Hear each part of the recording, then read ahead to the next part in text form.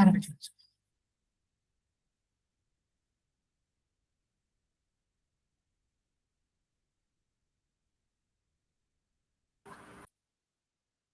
ராதரதி Guruji recording போயிட்டு இருக்கேன் G. someone removed you from the meeting வந்துடுது ஜி, அதனால எனக்கு வெளியில போயிட்டது. மத்தவாளோட ஆடியோ வீடியோ மட்டும் ஆஃப் பண்ணிடுங்க ஜி. ராதே ராதே. பண்ணிடுறேன் ஜி. பண்ணிட்டேன் முதல்ல பண்ணிட்டேன் ஜி நான். Okay, thank you.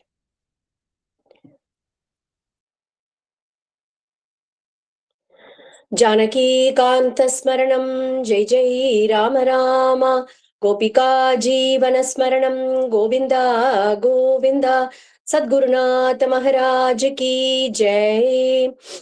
हरे राम राम राम हरे हरे, हरे कृष्ण कृष्ण कृष्ण हरे हरे, हरे राम राम राम हरे हरे, हरे कृष्ण कृष्ण कृष्ण हरे हरे, हरे राम राम राम हरे हरे, हरे कृष्ण कृष्ण कृष्ण हरे हरे। जानकीकान्तस्मरणं जय जय राम राम, सद्गुरुनाथ महाराज की जय। शुक्लांबरधरं विष्णुं शशिवर्णं चतुर्भुजं, प्रसन्नवदनं ध्यायेत् सर्वविघ्नोपशान्तये। गुरुब्रह्मा गुरुविष्णु गुरुर्देवो महेश्वरः, गुरु साक्षात् परं ब्रह्म तस्मै श्री गुरवे नमः। कलये सुन्दराकारं सदैकप्रियदर्शनं, अज्ञाननाशकं देवं सद्गुरुं मुरलीधरं, मुरलीमण्डितकरकमलं मुनिजनमोहनं, व्यत्यस्तपादं वनमालाधारिणं, प्रेमभक्तमण्डल नित्यकीर्तितं, श्री प्रेमिकवरदम् आश्रयेऽहं। यस्य स्मरणमात्रेण जिह्वायां वर्धते स्वयं, महामन्त्रः तं भजामि मुरलीधरदेशिकं। प्रेमामृतं यो मुरलीनिनादैः श्रीकृष्णरूपेण पुराववर्ष, अद्यापि सोऽयं मुरलीधराख्यो पुष्णाति प्रेम्णा भुवनं सहर्षं। विश्वकल्याणदातारं मुरलीधर सद्गुरुं, ज्ञानिनं परमं शान्तं भूयो भूयो नमाम्यहं। संकीर्तिते महामन्त्रे तत्राविर्भूय तत्क्षणं, सुप्रसन्नो भवेद्यस्तं प्रेमिकवरदं भजे। वाल्मीकिर्मुनिसिंहस्य कवितावनचारिणः, शृण्वन् राम कथानादं को न याति परां गतिं। यत्र यत्र रघुनाथकीर्तनं तत्र तत्र कृतमस्तकाञ्जलिं, बाष्पवारि परिपूर्णलोचनं मारुतिं नमत राक्षसान्तकं। मनोजवं मारुततुल्यवेगं जितेन्द्रियं बुद्धिमतां वरिष्ठं, वातात्मजं वानरयूतमुख्यं श्रीरामदूतं शिरसा नमामि। वाल्मीकिगिरिसम्भूता रामसागरगामिनी, पुनातु भुवनं पुण्या रामायण महानदी। वेदवेद्ये परे पुंसि जाते दशरथात्मजे, वेदः प्राचेतसा दासीत् साक्षात् रामायणात्मना। नमोस्तु रामाय सलक्ष्मणाय देव्यै च तस्यै जनकात्मजायै, नमोस्तु रुद्रेन्द्र यमानिलेभ्यो नमोस्तु चन्द्रार्कमरुद्गणेभ्यः। धर्मात्मा सत्यसन्धश्च रामो दाशरथिर्यदि, पौरुषे च प्रतिद्वन्द्वः शरैरं जहि रावणिम्। सकृदेव प्रपन्नाय तवास्मीति च याचते, अभयं सर्वभूतेभ्यो ददामि तत्व्रतं मम। जानकीकान्तस्मरणं जय जय राम राम, सद्गुरुनाथ महाराज की जय। ஸ்ரீயப்பதியான பகவானின் அவ்வியாஜ கிருபையாலையும் நம் சத்குருநாதர் மகாரண்யம் ஸ்ரீ ஸ்ரீ முரளிதர சுவாமிகளுடைய அபார கருணையாலையும் இன்னைக்கு சீதா கல்யாணம் அப்படிங்கிற ஒரு அழகான கட்டத்தை இந்த சத்சங்கத்துல நம்ம எல்லாரும் அனுபவிக்க போறோம். நேத்திக்கே பார்த்தோம் எப்படி ராமாயண ஸ்லோகங்களை ராமச்சந்திர பிரபுவே லவகுச்சர்கள் அதை கானம் பண்ணும் போது தந்திரீலய சமன்விதம் அப்படின்னு அந்த குழந்தைகள் 24,000 ஸ்லோகங்களையும் மனப்பாடம் பண்ணி அத வீணையில ராகத்தோட மீட்டி ஒரு சர்க்கத்துக்கும் என்ன பாவத்தோட வால்மீகி மகரிஷி எழுதியிருக்காரோ அந்த பாவத்துக்கு உரிய ஒரு ராகத்தை போட்டு ராகத்தோட பாடக்கூடிய அந்த குழந்தைகள் சொல்ல அந்த ராமாயண ஸ்லோகங்கள் எல்லாம் ராமச்சந்திர பிரபுவே உட்கார்ந்து கேட்டார் அப்படின்னு பார்த்தோம். அதுவும் முதல்ல சிம்மாசனத்துல கம்பீரமா இருக்கக்கூடிய ஒரு ராமச்சந்திர பிரபு அப்படி கொஞ்சம் கொஞ்சமா கீழே இறங்கி கடைசியா அந்த குழந்தைகள் பாடி முடிக்கிறதுக்குள்ள குழந்தைகளுடைய பக்கத்துல கீழே உட்கார்ந்து கதை கேட்டார் அப்படின்னு பார்த்தோம். எப்படி கதை கேட்கணும் அப்படிங்கறதையும் இங்க நமக்கு ராமச்சந்திர பிரபு சொல்லி கொடுக்கிறார் இல்லையா. அவ்வளவு அழகா அதுல ஸ்ரவணம் எப்படி பண்ணணும் அப்படின்னு காமிக்கிறார் ராமச்சந்திர பிரபு. இன்னைக்கும் இந்த இந்த சத்சங்கத்துல நிறைய ராமகுணங்கள் அனுபவிக்க போறோம். எப்படி அவருடைய வீரமாகட்டும், அவருடைய அந்த யாக சம்ரக்ஷணம் பண்ணும்போது அவருடைய அந்த வீரமாகட்டும், அகல்யைக்கு சாப விமோசனத்தை கொடுக்கும் போது அவருடைய காருண்யமாகட்டும், சௌலபியமாகட்டும், சீதா பிராட்டிய கல்யாணம் பண்ணிக்கும் போது அவர் எப்படி அந்த மன்மத நாட்டமா இருந்தார் அப்படின்னு. மன்மத ஜனகன் தான் பகவான், இருந்தாலும் எப்படி ஒரு அழகோட இருந்தார். உலகத்துல இருக்கக்கூடிய எல்லா அழகும் சேர்ந்து இருந்துதான் ராமர் கிட்ட. அப்படி நாரத பகவான், நாரத மகரிஷி அனுபவிக்கக்கூடிய அத்தனை குணங்கள், அவ்வளவு குணங்களையும் இன்னைக்கு இந்த சீதா கல்யாணம்ன்ற சரித்திரத்துல நம்ம இன்னைக்கு அனுபவிக்க போறோம். கண்டிப்பா ஆண்டாளும் சொல்றாள். அந்த ஸ்ரீ ஆண்டாள் நாச்சியார் திருப்பாவையில சொல்லும் போது அழகா சொல்றா எல்லாருக்கும். இப்ப வந்து முதல் நாள்ல இருந்தே பார்த்தா பகவானுடைய கிருபை எப்படி இருக்கு அப்படின்னா, ஒரு நாளைக்கும் ஆண்டாள் நாச்சியாருடைய ஒரு வாக்கியத்தை நம்ம அனுபவிக்கிற மாதிரி அப்படியே பகவானுடைய சங்கல்பம் அப்படி அமைச்சு கொடுத்திருக்கு. முதல் நாள் வாமனரை வந்து ஓங்கி உலகளந்த உத்தமன் அப்படின்னு கொண்டாடுறா அப்படின்னு பார்த்தோம். நேத்திக்கு வந்து எற்றைக்கும் ஏழேழு பிறவிக்கும் உந்தன்னோடு உற்றோமே ஆவோம் உமக்கே நாம் ஆற்றையும் மற்றை நம் காமங்கள் மாற்றேலோர் எம்பாவாய் அப்படின்னு பாடியிருக்கா அப்படின்னு பார்த்தோம். இன்னைக்கு ராமச்சந்திர பிரபுவை ஆண்டாள் நாச்சியார் எப்படி அட்ரஸ் பண்றா அப்படின்னா, மனதுக்கு இனியானை பாடவும் நீ வாய் திறவாய். ஓங்கி உலகளந்த உத்தமன் வாமனனை சொன்னாலா, கண்ணனுக்கு பல பெயர்கள் கொடுக்கிறாள் ஆண்டாள் நாச்சியார் தன்னுடைய திருப்பாவையில. ஆனா ஒண்ணு யுனீக்கா ராமச்சந்திர பிரபுக்கு என்ன கொடுக்கிறா அப்படின்னா, மனதுக்கு இனியானை பாடவும் நீ வாய் திறவாய் அப்படிங்கிறாளாம். ஏன் மனதுக்கு இனியான்? ராமரை மட்டும், ஏன்னா அவளுக்கு கண்ணன் தான் எல்லாமே, கண்ணனை தான் திருக்கல்யாணம் பண்ணிக்கணும்னு ஆசை குழந்தைக்கு. அப்படி இருக்கும்போது மனதுக்கு இனியான்னு ராமனை சொல்றாளே அப்படின்னா, நிச்சயமாவே அவர் வந்து எல்லாருக்கும் மனதுக்கு இனியானா இருந்திருக்காரு இல்லையா? நம்ம பார்க்க போறோம் கதையில கைகேயி அம்மா ஒரு வரம் கேட்டு அவரை காட்டுக்கு அனுப்புறான்னு பாக்குறோம். அப்போ பரதன் வந்து கேக்குறார், இந்த என்ன தப்பு பண்ணினான் அண்ணா, என்ன தப்பு பண்ணிட்டார், எதுக்காக காட்டுக்கு அனுப்பினா, இந்த தப்புகள் பண்ணாரா அப்படின்னு கேட்கும் போது கைகேயி அம்மாவே வெகுண்டு எழுந்து சொல்றாளா, இந்த தப்பெல்லாம் உங்க அண்ணா பண்ணுவான்னு நீ எப்படி நீ வார்த்தையால கூட கேட்கலாம் அப்படின்னு. கைகேயியுடைய மனசுக்கு கூட அந்த வார்த்தைகள் வந்து குத்தர்தாம். அப்படி வந்து கைகேயியுடைய மனசுக்கும் ரொம்ப இனியவனா இருந்திருக்கார் அப்படின்னாக்கா, யாருக்குதான் இனியவனா இருக்க மாட்டார் இல்லையா? அதுதான் இந்த இடத்துல மனதுக்கு இனியானை பாடவும் நீ வாய் திறவாய் அப்படிங்கிறா. இந்த இடத்துல யாருக்கெல்லாம் மனதுக்கு இனியான் அப்படின்னாக்கா, முதல் சர்க்கம் பாலகாண்டத்துல எடுத்துட்டோம் அப்படின்னாக்கா, நாரத மகரிஷிக்கு மனதுக்கு இனியானா இருக்காரு. ஏன் அப்படின்னா 16 குணங்களை கேட்டார் வால்மீகி, 64 குணங்களை வருஷிச்சுட்டார் இல்லையா? அப்படிதான் மனதுக்கு இனியானா இருக்கார் நாரத மகரிஷிக்கு. அதே தசரதர்னு எடுத்துட்டோம்னா, தசரதருடைய மனசுக்கு இனியான் 14 வருஷங்கள் காட்டுக்கு போகணும் அப்படிங்கிற வரத்தை கேட்டுட்டாளாம் கைகேயி. அப்போ தசரத மகாராஜா சொல்றார் கைகேயி கிட்ட, அம்மா இந்த ராமன் இருக்கானே, அவன் உலகத்தையே ஜெயிச்சுட்டான். எதனால அப்படின்னா, தன்னுடைய சத்தியத்தால உலகத்தை ஜெயிச்சுட்டான், தீனர்களை தன்னுடைய தான தர்மங்களால ஜெயிச்சுட்டான், அதே மாதிரி எதிரிகளை தன்னுடைய வில்லாலேயே ஜெயிச்சுட்டான், ரிஷிகள் சாதுக்களை அவர்களுக்கு பண்ணக்கூடிய சுஷ்ரூஷையால ஜெயிச்சுட்டான். இப்படி எல்லார் ஹிருதயத்தையும் கொண்டிருக்கக்கூடிய இந்த ராமனை போய் 14 வருஷம் காட்டுக்கு அனுப்பணும்னு சொல்றியேமா, உனக்கு முதல் வரத்தை கூட கொடுத்துடுறேன், பரதனை கூட ராஜாவை ஆக்கிடுறேன், இந்த வரத்தை கேட்காத அப்படின்னு கால்ல விழுந்தாராம். அப்படி தசரதருடைய மனதுக்கு இனியானா இருக்கார் ராமச்சந்திர பிரபு. அது மட்டும் இல்ல, சபையில உட்கார்ந்துட்டு இருப்பாராம் குலசேகர ஆழ்வார். நம்மளுடைய பெருமாள் திருமொழியில சொல்றார், வா போகு வா இன்னம் வந்தொரு கால் கண்டு போ அப்படின்னு பாராம். ஏன்னா தசரத மகாராஜா சபையில உட்கார்ந்துட்டு அந்த நாட்டு நிலவரம் அதெல்லாம் பொலிட்டிக்கல் மேட்டர்ஸ் எல்லாம் பேசிட்டு இருக்கும் போது திடீர்னு அவருக்கு வந்து ரொம்ப ராமனை பார்த்து 10 நிமிஷம் ஆயிடுது, இது என்ன பெரிய விஷயம், இது என்ன டிஸ்கஷன் வேண்டியிருக்கு அப்படின்னு சொல்லிட்டு ராமனை கூப்பிட்டு அனுப்புவாராம். அந்த ராமன் அப்படியே அந்த சபைக்குள்ள அப்படி முன்னாடி நடந்து வருவார் இல்லையா, அப்படியே அவருடைய முன் அழகா பார்த்து அப்படியே சொக்கி போய் அப்படியே உட்கார்ந்துட்டு இருப்பாராம். அப்புறமா வந்து அப்பான்னு கை கூப்பின்னு நமஸ்காரம் பண்ணோடனே, ஓகே போரும் ராமா, நீ திரும்பி போ அப்படின்னு பாராம். திருப்பி ராமர் வந்து அதுக்கும் கேள்வி கேட்க மாட்டார். ராமர் பின்னாடி திரும்பி நடந்து போகும்போது அவருடைய பின் அழக ரசிப்பாராம். அதை இங்க இடத்துல குலசேகர ஆழ்வார் நமக்கு காமிக்கிறார். அப்படி தசரதருடைய மனசுக்கு ரொம்ப இனியவனா இருந்திருக்கார் ராமச்சந்திர பிரபு. அது மட்டும் இல்ல, விஸ்வாமித்திரருடைய மனசுக்கும் இனியானா இருந்தார். தசரதர் ராமரை யாக சம்ரக்ஷணத்துக்கு அனுப்ப மாட்டேன் அப்படின்னு சொல்லும் போது, அகம்பேத்மி மகாத்மானக பார்க்க போறோம் இன்னைக்கு. அகம்பேத்மி மகாத்மானக, அவனை யாருன்னு நினைச்சுட்டு இருக்க, அவன் உலகத்துக்கே தந்தைப்பா, அவன் பரமாத்மா அப்படிங்கிறது என்னுடைய ஹிருதயத்துக்கு தெரியும் அப்படின்னு, ரிஷிகளுடைய ஹிருதயத்துக்கு தான் தெரியும் அப்படின்னு விஸ்வாமித்திரருடைய ஹிருதயத்துக்கும் இனியவனாக இருந்தாராம் ராமச்சந்திர பிரபு. அப்படிப்பட்ட மனதுக்கு இனியானான அந்த ராமருடைய கல்யாண குணங்களையும் ராமருடைய ஜனனத்தையும் நேத்திக்கு சிரவணம் பண்ணினோம். நேத்திக்கு பகவான் தேவர்களுக்கெல்லாம் தரிசனம் கொடுத்து 11,000 ஆண்டுகள் நான் இந்த பூலோகத்துல அவதாரம் பண்ணி லீலைகள்லாம் பண்ண போறேன் அப்படின்னு சொன்னார் இல்லையா. ராவணனை மட்டும் இல்ல, அவனுடைய புத்திரன் பௌத்திரன் அவனுடைய பந்து மித்திரர்களோட அவனை வதம் பண்ணி இந்த லோகத்துக்கு க்ஷேமத்தை கொடுக்க பண்ண போறேன் அப்படின்றத ப்ராமிஸ் பண்ணினார் தேவர்களுக்கு அப்படின்றத நேத்திக்கு பார்த்தோம். இதை சொல்லிட்டு பகவான் ஸ்ரீமன் நாராயணன் தன்னுடைய வைகுண்டத்துக்கு திரும்பி போறார்.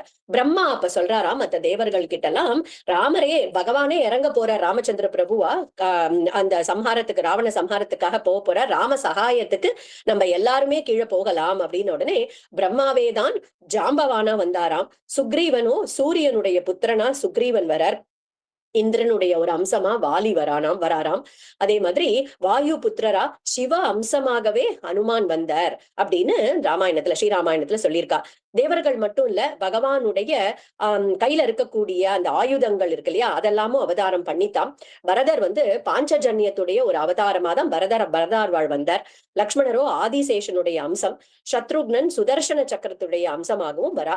சீதா மாதா சாக்ஷாத் மகாலட்சுமி பிராட்டி தாயாரே தான் சீதா தேவியா இறங்கி வரா. பகவானுடைய கதைன்னு சொல்றோம் இல்லையா, இந்த மேசுன்னு சொல்லக்கூடிய அந்த கதை தான் விபீஷண ஆழ்வாரா கீழே வந்துதான் ஆஞ்சநேயர் சிவ அம்சமா வந்தார் அப்படின்றத பார்த்தோம். பகவான் இப்போ நாலு ரூபத்துல வந்தார், 4 டிஃபரெண்ட் ஃபார்ம்ஸ்ல வந்தார்னு பாக்குறோம் இல்லையா. பகவானே தான் ராம லக்ஷ்மண பரத சத்ருக்னா வந்திருக்கார். அப்படி இந்த ராமனுடைய அவதாரமே தர்மத்தை எப்படி கடைபிடிக்கணும், தர்மம்னா என்னன்னு காமிக்கிறதுக்கு வந்த அவதாரம் அப்படின்னு பார்த்தோம். அப்போ 4 விதமான தர்மங்கள் இருக்கு. அந்த 4 விதமான தர்மங்களை காமிக்கிறதுக்காகத்தான் பகவான் தன்னை 4 ரூபத்துல தரிச்சுண்டு அவதரிச்சாராம் அவர். சாமானிய தர்மம் அப்படிங்கிறது முதல் தர்மம். அதாவது ஒரு புத்திரனா எப்படி இருக்கணும், ஒரு பத்தியா எப்படி இருக்கணும், ஒரு நண்பனா எப்படி இருக்கணும், ஒரு சகோதரனா எப்படி இருக்கணும், இது எல்லாம் சாமானிய தர்மம். இந்த சாமானிய தர்மத்தை ராமச்சந்திர பிரபு நமக்கு காமிச்சு கொடுக்கிறார். சேஷ தர்மம் அப்படிங்கிறது, அதாவது சேஷ தர்மம்னா பகவான் தான் எல்லாமே, பகவானே அம்மா, பகவானே அப்பா, பகவானே தெய்வம், பகவானே குரு, எல்லாமே அவர்தான் அப்படின்னு இருக்கிறது தான், பகவானே தான் எல்லாமே அப்படின்னு இருக்கிறது தான் அந்த சேஷ தர்மம். அந்த சேஷ தர்மத்தை காமிக்கிறதுக்காகவே லக்ஷ்மணனுடைய ஒரு அவதாரம் வந்துதான். விசேஷ தர்மம் அப்படிங்கிறது பகவான் கூட பக்கத்துல இருந்து கைங்கரியம் பண்ண முடியல, ஆனா அந்த பகவானுடைய பாதுகையை எடுத்துட்டு போய் அந்த பாதுகைக்கு கைங்கரியம் பண்ணி ராமருடைய அனுகிரகத்தை நம்மளால பெற முடியும். இப்போ குருநாதர் நம்மளுக்கு பாரத தேசத்துல இருக்கார். குருநாதர் கிட்ட பக்கத்துல இருந்து கைங்கரியம் பண்ணக்கூடியவா, அவரை போய் தரிசனம் பண்ணக்கூடியவர்கள் பெரும் பெரும் பாக்கியசாலிகள் அப்படிங்கறதுல கொஞ்சம் கூட துளி கூட சந்தேகமே இல்லை. ஆனா இப்ப நம்ம வெளியில இருக்கக்கூடிய எங்களை போல இருக்கக்கூடியவர்களுக்கு அவருடைய அந்த அவர் ஏற்படுத்தி கொடுத்திருக்கக்கூடிய ஒரு நாமத்வார்லயோ இல்ல அவருடைய ஆத்திலேயே அவருடைய ஒரு பாதுகையை வச்சுண்டோ நம்ம பண்ணக்கூடிய ஒரு கைங்கரியம் இருக்கு இல்லையா, அதுவே கூட நம்மள பகவான் கிட்ட பக்கத்துல கொண்டு போய் சேர்க்கும் அப்படிங்கிற அந்த விசேஷ தர்மத்தை காமிக்கிறதுக்காக வந்தவர் நம்ம பரதாழ்வார். ஏன்னா அந்த பாதுகைய பட்டாபிஷேகம் பண்ணி அந்த பாதுகைய சிம்மாசனத்துல வச்சுட்டு தான் நந்தி கிராமத்துல இருந்து மக்களை பரிபாலனம் பண்ணி ராமருடைய பிரீத்திக்கு ஆளானார் இல்லையா, அதை காமிக்கிறதுக்காக வரதாழ்வார். அதே மாதிரி விசேஷ தர தர்மம் அப்படின்னு ஒண்ணு இருக்கு. பாகவதர்களுக்கு கைங்கரியம் பண்ணி பாகவதர்களுக்கு பண்ணினாலே போரும், அது பகவானை போய் நம்ம அடைஞ்சுட முடியும் அப்படிங்கறத காமிக்கிறதுக்கு பரதனுக்கே கைங்கரியம் பண்ணிட்டு சத்ருக்னன் இருந்தார் இல்லையா, அதை காமிக்கிறதுக்கு அந்த விசேஷ தர தர்மம் அதை காமிக்கிறதுக்காக வந்ததுதான் சத்ருக்னனுடைய ஒரு அவதாரம். இந்த மாதிரி 4 விதமான தர்மங்களை காமிக்கிறதுக்கு 4 விதமா ரூபங்களை தரிச்சுட்டு வந்தாராம். நேத்திக்கே பார்த்தோம் எப்படி இருந்தார்கள் இந்த 4 பேரும் அப்படின்னா, சர்வே வேதவித சூராக, சர்வே லோகஹிதே ரதாக, சர்வே ஞானோபபன்னாஷ, சர்வே சமுதிதா குணைஹி. 4 பேரும் வேதத்துடைய அங்கங்கள் எல்லாத்தையும் கற்று தேர்ந்தவர்களா இருந்தாலாம். சூரர்களா இருந்தாலாம். சர்வே லோகஹிதே ரதாக, லோகத்துல இருக்கக்கூடியவர்களுக்கெல்லாம் ஹிதத்தையே கோரக்கூடியவர்களா இருந்தாலாம். ஞான சம்பன்னர்களா இருந்தாலாம். எல்லாரும் கண்டு ஆச்சரியப்படுற அளவுக்கு குணவான்களா இருந்தாலாம் இந்த 4 குழந்தைகளும். அது மட்டும் இல்ல, बाल्यात् प्रभृति सुस्निग्धो लक्ष्मणो लक्ष्मीवर्धनः, रामस्य लोकरामस्य भ्रातुः ज्येष्ठस्य नित्यशः. பால்யாத் பிரபிருதி, பால்யத்துல இருந்தே அப்படின்னு சொல்றோம் இல்லையா, சின்ன குழந்தையா இருக்கிறதுல இருந்தே ராமச்சந்திர பிரபுவுடைய அந்த சொக்காவையே பிடிச்சுட்டு சுத்துவாராம் லக்ஷ்மணர். நேத்திக்கே பார்த்தோம், தொட்டில் இடறச்சே கூட பிரிச்சு போட்ட உடனே குழந்தைகள்லாம் வீல் வீல் வீல்னு கத்திட்டு, அப்புறம் ராமனையும் லக்ஷ்மணையும் பக்கத்துல விட்டு பரதனையும் சத்ருக்னனையும் பக்கத்துல விட்டதுக்கு அப்புறம் தான் குழந்தைகள் அழாம தூங்கித்து அப்படின்னு தாலாட்டு பாட தூங்கித்து அப்படின்னு பார்த்தோம். அப்படி குழந்தையா இருக்கிறதுல இருந்தே சத்ருக்னன் பரதனோடையும் ராமச்சந்திர பிரபுவோட லக்ஷ்மணன் கைங்கரியம் பண்ணிட்டு அப்படியே இருந்தாளாம். இப்போ இப்ப ஸ்ரீமத் பாகவதம் அப்படின்னு எடுத்துட்டோம்னா, கிருஷ்ண கதை அப்படின்னு எடுத்துட்டோம்னா 90 சர்க்கத்துல அப்படி வருஷிச்சு கொடுத்திருக்காரு சுக மகரிஷி இல்லையா? அதுல பால லீலைகள் அவ்வளவு கொட்டி கொட்டி சொல்லியிருக்கார். ஆனா இங்க பாவம் இந்த 18வது சர்க்கத்துல ராமருடைய ஜனனம் அப்படின்னு பார்த்தோம் பாலகாண்டத்துல. அதே சர்க்கத்திலேயே விஸ்வாமித்திரர் வந்துடுறார், யாக சம்ரட்சணத்துக்காக கூட்டிட்டு போறதுக்காக வந்துடுறார். அதுலயே அந்த 18வது சர்க்கத்திலேயே ராமருடைய கல்யாணத்தை பத்தி பேச ஆரம்பிச்சுட்டாராம் தசரத மகாராஜா. பால லீலை அப்படின்னு வால்மீகி மகரிஷி அதுல பெருசா விவரணம் பண்ணி சொல்லலையாம். இந்த இடத்துல அங்க உட்கார்ந்துட்டு இருக்கார் சபையில, 18வது சர்க்கத்திலேயே வருது. சபையில உட்கார்ந்துட்டு இருக்கார், மந்திரிகளோட ஆலோசனை பண்ணிட்டு இருக்கார். குழந்தைக்கு 12 வயசு ஆயிடுத்து, நல்ல இடத்துல ஒரு பொண்ணா பார்த்து கல்யாணம் பண்ணி வச்சுடணும் அப்படின்னு தன்னுடைய மந்திரிகளோட ஆலோசனை பண்ணிட்டு இருக்காராம். அதே சமயத்துல விஸ்வாமித்திரர் அந்த அரண்மனையோட வாசல்ல வந்து நிக்கிறார். அப்போ அந்த வாசல் அந்த காவலாளிகள் இருப்பா இல்லையா அந்த அரண்மனை வாசல்ல, அவர்கள்லாம் கேட்கிறாளாம், நீங்கள் யாருன்னு சொல்லுங்க அப்படின்னு. நான் வந்திருக்கேன்னு போய் சொல்லு அப்படின்னாலாம். அப்போ நீங்க யாருன்னு சொல்லுங்க அப்படின்னு, நான் தான் கௌஷிக புத்திரன் அப்படின்னு உடனே அவளுக்குலாம் வெல ஆயிடுத்து, விஸ்வாமித்திரரா வந்திருக்கார் அப்படின்ட்டு ஓடுறாளாம். போய் தசரதர் கிட்ட சொன்ன உடனே தசரதரும் தலதெறிக்க இறங்கி ஓடி வராராம் சிம்மாசனத்துல இருந்து. அதுக்குள்ள சுமந்திரர் அர்க்கியம் பாதியத்துக்கு வேண்டிய பாத்திரத்தெல்லாம் எடுத்துட்டு பின்னாடியே ஓடுறாராம். ஓடி போய் அவ்வளவு அழகா சந்தோஷமா அந்த விஸ்வாமித்திரரை வரவேற்கிறாராம். அத்த ஹிருஷ்ட மனாராஜா விஸ்வாமித்ரம் மகாமுனிம் உவாச்ச பரமோதாரோ ஹிருஷ்டஸ்தம் அபிபூஜயன் யதா அமிர்தஸ்ய சம்பிராப்திஹி யதா வர்ஷம் மனூதகே யதா சதிருஷதாரேஷு புத்திர ஜன்மா பிரஜஸ்ய ச பிரணஷ்டஸ்ய யதா லாபோ யதா ஹர்ஷோ மகோதயே ததைவா கமனம் மன்யே ஸ்வாகதம் தே மகாமுனே. எப்படி வந்து யதா அமிர்தஸ்ய ஒரு ரொம்ப க்ஷீணமான ஒரு நிலையில ஒருத்தர் இருக்கும்போது அவருக்கு உயிர் போக போறது அப்படின்னும் போது யாராவது ஒரு சொட்டு அமிர்தத்தை அவருடைய வாயில கொடுத்துட்டா எப்படி அந்த அமிர்தத்தை கிடைச்ச அந்த ரோகி எப்படி சந்தோஷப்படுவாரோ அந்த அளவுக்கு எனக்கு ரொம்ப சந்தோஷமா இருக்கு உங்களை பார்த்தது. யதா வருஷம் அனூதகே, ரொம்ப நாளா ஒரு பிரதேசத்துல மழையே இல்ல, காஞ்சி வறண்டு போயிருக்கு. அந்த இடத்துல ஜோனு மழை கொட்டித்துனா எப்படி மக்கள்லாம் சந்தோஷப்படுவாளோ அந்த அளவுக்கு என்னுடைய மனசுல சந்தோஷம் இருக்கு உங்களை பார்த்ததுல. யதா சதிருஷதாரேஷு புத்திர ஜன்மம் அப்ரஜஸ்யஜ. எந்த ஒரு தம்பதிகள் இருக்கா, ரொம்ப பயசா இருக்கக்கூடிய ஒரு தம்பதிகள், அவர்களுக்கு பல காலம் குழந்தையே இல்ல. ஆனா திடீர்னு அந்த மனைவி கருத்தரிச்சுட்டால் குழந்தை பிறக்க போறது அப்படின்னா அந்த தம்பதிகளுக்கு எவ்வளவு சந்தோஷம் இருக்குமோ அந்த அளவுக்கு எனக்கு சந்தோஷம் இருக்கு உங்களை பார்த்ததுல. பிரணஷ்டஸ்ய யதா லாபோ, ஒருத்தர் ரொம்ப நிறைய செல்வம் வச்சுட்டு இருந்தார், திடீர்னு தொலைஞ்சு போயிடுது. அந்த தொலைஞ்சு போன செல்வம் கிடைச்சுட்டா அவருக்கு எவ்வளவு சந்தோஷம் ஏற்படுமோ அவ்வளவு சந்தோஷமா இருக்கு அப்படின்னு சொல்லி வரவேற்றாராம் அந்த விஸ்வாமித்திரரை. நீங்க என்ன கேட்டாலும் நான் கொடுக்குறேன் அப்படின்னு முதல்லயே ப்ராமிஸ் பண்ணிடுறார் தசரதர். இதை கேட்டதும் ரொம்ப சந்தோஷப்படுறாராம் விஸ்வாமித்திரரும். விஸ்வாமித்திரர் சொல்றார், நான் வந்து தாட்டகாவனம் அப்படின்ற அந்த வனத்துக்கு பக்கத்துல இருக்கக்கூடிய சித்தாசிரமத்துல ஒரு யாகம் பண்ணிட்டு இருக்கேன். அங்க வந்து இந்த மாரீச்சன் சுபாகு அப்படின்னு 2 ராட்சசர்கள் வந்து ரொம்ப தொல்லை கொடுத்துட்டு இருக்கா, அத யாகத்தை பூர்த்தி பண்ண விடாம பண்ணிட்டு இருக்கா. அதனால எனக்கு நீ என்ன பண்ற, காக்கபக்ஷதரம் சூரம் ஜேஷ்டம் மே தாத்து மர்கசி, உன்னுடைய ஜேஷ்ட புத்திரன் இங்க இருக்கானே காக்கபக்ஷதரம், அதாவது ராமச்சந்திர பிரபுவோடைய அந்த முன்னெற்றியில வந்து சுருளான அந்த கேசங்கள் அப்படி வந்து அந்த ஹேர் லாக்ஸ் அப்படி வந்து சுருளா தொங்குமா, அதை காமிக்கிறாராம் விஸ்வாமித்திரன். இப்போ ஒருத்தரை வந்து ஒரு போருக்காக கூப்பிடுறாரு அப்படின்னா இந்த வீரனை எனக்கு கொடுங்கோ அப்படின்னு சொல்லுவாளா, இந்த ரொம்ப ஹேண்ட்ஸமா ஒரு பையன் நிக்கிறதே அதை கொடுங்கோ அப்படின்னு பாரான் அப்படின்னு கேட்பாளா இல்லையா. இந்த இடத்துல விஸ்வாமித்திரன் அப்படிதான் கேட்கிறார், அந்த காக்கபக்ஷ தரம் இந்த முன்னெற்றியில சுருளான கேசத்தோட இருக்கே இந்த குழந்தை, அந்த உன்னுடைய ஜேஷ்ட புத்திரனை எனக்கு கொடு. ஏன்னா அப்படி ஆகர்ஷணம் பண்றது அவருடைய அழகானது. அழகா அந்த நீ அந்த குடு அப்படின்னு, நீ ஒரு க்ஷத்ரிய ராஜா, என்னாலேயே இந்த யாகத்தை சம்ரக்ஷணம் பண்ணிக்க முடியும், ஆனாலும் நான் வந்து எனக்கு என்னுடைய தபச வந்து இதுக்கு நான் வேஸ்ட் பண்ண விரும்பல. நீ ஒரு சத்திரிய ராஜா, உன்னுடைய ராஜ்யத்துல இருக்கக்கூடிய என்ன வந்து நீ பாதுகாக்க வேண்டியது உன்னுடைய கடமை, எனக்கு வேண்டியதை பாத்துக்க வேண்டியதும் உன்னுடைய கடமை. அதனால நீதான் என்னுடைய யாகத்தை ரட்சணம் பண்ணி கொடுக்கணும் அப்படின்னு சொன்ன உடனே தசரதருக்கு வாயிலிருந்து வார்த்தையே வரல, ஸ்தம்பிச்சு போயிடுறார், பேசவே முடியல. அப்போ விஸ்வாமித்திரர் சமாதானம் படுத்துறாராம். அகம் வேத்மி மகாத்மானம் ராமம் சத்ய பராக்கிரமம் வசிஷ்டோபி மகாதேஜா ஏ சேமே தபசி ஸ்திதாஹாம். ராமன் யாருன்னு உனக்கு தெரியாதுப்பா, எனக்கு தெரியும். நான் ரிஷிகளுக்கு தெரியும் யார் ராமச்சந்திர பிரபுன்னு. நான் ஒரு ரிஷி, அதனால உனக்கு தெரியாத விஷயங்கள் கூட எனக்கு தெரியும். சிம்ஹாசனத்துல உட்கார்ந்து இருக்கக்கூடிய உனக்கு தெரியாது ராமன் யாருன்னு, தர்பாசனத்துல உட்கார்ந்து இருக்கக்கூடிய எனக்கு தான் தெரியும் ராமன் யாருன்னு. அகம் வேத்மி மகாத்மானம். நீ ராஜாவா? ராஜ மகுடத்தை தரிச்சுட்டு இருக்கக்கூடிய உனக்கு தெரியாது அவன் யாருன்னு. ஜட்டா பாரத்தை தரிச்சுட்டு இருக்கக்கூடிய ஜட்டாமுடியோட இருக்கக்கூடிய எனக்கு தெரியும் அவன் யாருன்னு. அகம் வேத்மி மகாத்மானம். பட்டு பீதாம்பரத்தை கட்டின்னு இருக்கக்கூடிய உனக்கு தெரியாதுப்பா, மரவுரி தரிச்சுட்டு இருக்கக்கூடிய எனக்கு தான் தெரியும் அவன் யாருன்னு. அகம் வேத்மி மகாத்மானம். உலக விஷய சுகங்கள்லயே உன்னுடைய மனசு தவிச்சுண்டு ஈடுபட்டு சுத்தின்னு இருக்கு, அதனால ஒன்னால அவனை புரிஞ்சுக்க முடியாது. எப்பயுமே பரமாத்ம சிந்தனையில இருக்கக்கூடிய எனக்கு தான் தெரியும் அவன் யாருன்னு. அகம் வேத்மி மகாத்மானம். நீ ராமன உன்னுடைய பிள்ளையா பாக்குறப்பா, நான் இந்த லோகத்துக்கே பிதாவா பாக்குறேன், இந்த பிரபஞ்சத்துக்கே பிதாவா பாக்குறேன். அகம் வேத்மி மகாத்மானம். நீ கௌசல்யாவுடைய கர்ப்பத்துல 12 மாசங்கள் கர்ப்பவாசம் பண்ணின குழந்தை அப்படின்னு நீ பாக்குற.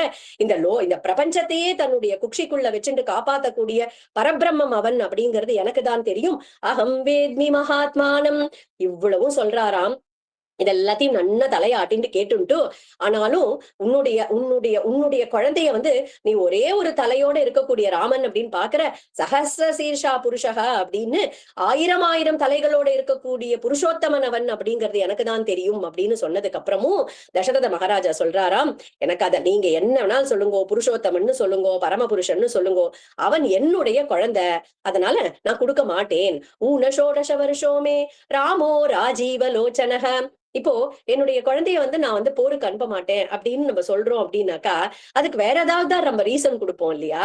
இல்ல என் குழந்தை அவ்வளவுலாம் எனக்கு என் குழந்தைக்கு சண்டை போட தெரியாது, அவன் இப்பதான் கத்துன்னு இருக்கான் அப்படின்லாம் ஏதாவது சொல்லுவோம். இங்க என்ன சொல்றான்னா, ராஜீவ லோச்சனக, அதாவது என்னுடைய தாமரை போன்ற கண்களோட இருக்கக்கூடிய ராமனை கொடுக்க மாட்டேன் அப்படின்னு சொல்றான். அது ஏன் தாமரை போன்ற கண்கள் நீங்க சொல்லணும் அப்படின்னா, தாமரை நமக்கு எல்லாருக்கும் தெரியும். சூரியன் உதயம் ஆகும் போது அந்த தாமரை ஆனது மலரும், சூரியன் அஸ்தமிச்ச உடனே அந்த தாமரை அப்படியே கூம்பி போயிடும் இல்லையா? அந்த மாதிரி தாமரை போன்ற கண்களோட இருக்கக்கூடிய என்னுடைய ராமன் சூரியன் அஸ்தமிச்ச உடனே கண்ணை முடின்னு தாச்சுண்டு தூங்கி போயிடுவான் என்னுடைய ராமன். அவனுக்கு இன்னும் 16 வயசு கூட பூர்த்தி ஆகல, சின்ன குழந்தை அவன், அதனால நான் அவனை தரமாட்டேன், அதனால நான் அவனை போரிடுறதுக்கெல்லாம் நான் அனுப்ப மாட்டேன் அப்படின்னு சொல்றாராம் இந்த இடத்துல தசரத மகாராஜா. விஸ்வாமித்திரருக்கு ரொம்ப கோவம் வந்துட்டு கிளம்புறார். சௌக்கியமா இரு அப்படின்னு சொல்லிட்டு கிளம்புறாராம். அந்த சௌக்கியமா இரே நம்ம டோன்லயே தெரியும், அவ நிஜமாவே சௌக்கியமா இருன்னு சொல்றாளா இல்ல நம்மள திட்டுறாளான்னு தெரியும் இல்லையா? அந்த மாதிரி இவர் கோச்சுண்டு சௌக்கியமா இரு அப்படின்னு சொல்லிட்டு கிளம்புறாராம். அப்போ வசிஷ்டர் தடுத்து நிறுத்திட்டு தசரதர் கிட்ட சொல்றார், தசரதா, விஸ்வாமித்திரராலேயே இந்த ராட்சசர்கள் எல்லாம் அழிச்சுட முடியும், ஆனா உன்னுடைய பிள்ளைக்கு ஒரு ஸ்ரேயஸ கொடுக்கணும் அப்படிங்கிறதுக்காக தான் இப்ப இத ராமனை கொடுன்னு கேட்டு இருக்கார், அனுப்புறதுக்காக கேட்கிறார். அதனால அவருக்கு பல அஸ்திர சஸ்திரங்கள் சஸ்திரங்கள் எல்லாம் நன்னா தெரியும். ராமனுக்கு இதனால ஒரு பெரிய ஒரு ஸ்ரேயஸ் ஏற்பட போறது, அவனுக்கு எந்த ஆபத்தும் வராது, நீ அனுப்பு அப்படின்னு. உடனே இத்தனை அகம்பேத்வி மகாத்மானுக்கு அப்படி ஒரு வியாக்கியானம் பண்றா பெரியவாள்லாம். அவ்வளவுலாம் சொன்னதுக்கு அப்புறம் அப்ப கூட நான் கொடுக்க மாட்டேன்னு சொன்னவர் இந்த வசிஷ்டருடைய இந்த 2 வார்த்தையை கேட்ட உடனே சரின்ட்டாராம் தசரதர். ஏன் அப்படின்னா என்ன அதுல என்ன பெரிய வசிஷ்டருடைய வாக்கியத்துக்கு என்ன ஒரு பெரிய இதுனாக்கா, குரு வாக்கியம் இல்லையா? தன்னுடைய குலகுரு அவருடைய வாக்கியத்தை கேட்டதுக்கு அப்புறம் குரு சொன்ன வார்த்தைக்கு மறுபேச்சே பேசாம தசரதும் சந்தோஷமா விஸ்வாமித்திரோட அனுப்பி வைக்கிறாராம். கௌசல்யாமா முதலையே விஸ்வாமித்திரர் கேட்ட உடனேவே தீர்மானம் பண்ணிட்டா குழந்தை கிளம்பட்டும் அப்படின்னு, அவளும் அழகா ஆசீர்வாதம் பண்ணி அனுப்பி வைக்கிறாளாம். அப்போ ராமலட்சுமணர்கள் விஸ்வாமித்திரரோட கிளம்புறாளா.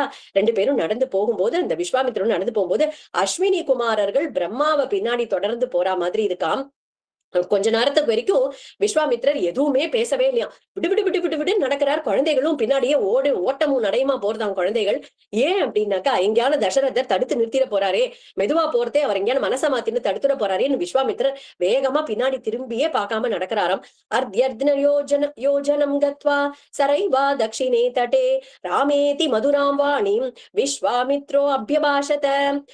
ஒரு காரணம் தசரதர் எங்கேயாவது தடுத்து நிறுத்தி மறுபடியும் ராமரை கூட்டுற போறாரே அப்படின்றதுக்காக வீடு வீடு நடக்கிறார்.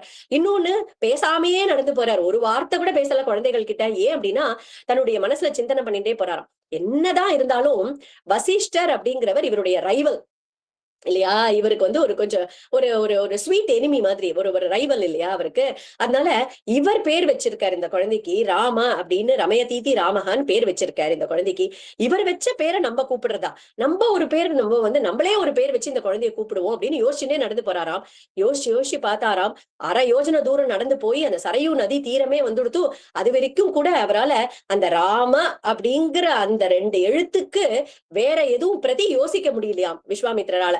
ஆஹா, இந்த ராம அப்படின்ற இந்த 2 அக்ஷரத்தை விட ஒரு இனிமையான ஒரு 2 வார்த்தை 2 அக்ஷரத்தை கொண்ட ஒரு நாமத்தை வைக்க முடியுமோ அப்படின்னு சொல்லிட்டு தன்னுடைய அந்த ஒரு பிரைட் ஈகோ எல்லாத்தையும் விட்டுட்டு ராமேதி மதுராம் வாணிம், ஹே ராமா, ஹே குழந்தை அப்படின்னு கூப்பிடுறாராம். அந்த ராமனை மதுரமான குரல்ல கூப்பிட்டாராம்.